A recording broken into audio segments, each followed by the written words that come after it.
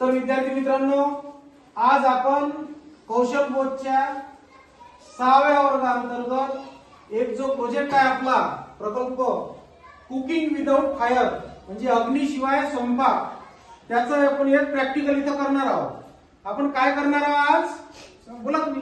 काय करणार आहोत? भेळपुरी, भेळ बनवणार आहोत म्हणजे चिवडा बनवणार आहोत. त्याकरता आपल्याला जे साहित्य लागते, बोला तो मुरमुरे. आपल्याला जवळपास 50 ते 60 लोकांची भेल बनवायची. किती लोकांची? 50 ते 60 लोकांची. त्याकरता आपण वापरतो मुरमुरे. हे काय आहे? फुटाणे. त्यानंतर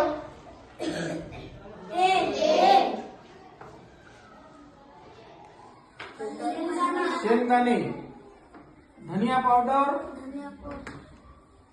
मीठ, मिरची पावडर, चाट मसाला, बारीक शेव, चिंचेची चटणी ज्याला आपण इमली म्हणतो, जिरा, कांदे, आवश्यकता असल्यास हिरवी मिरची आणि सांबार याला कोथिंबीर म्हणतो आपण, आहे ना, आणि टोमॅटो.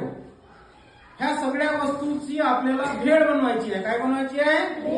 तर आता आपण काय करू? ग्रुप मध्ये काम देऊ, आहे ना.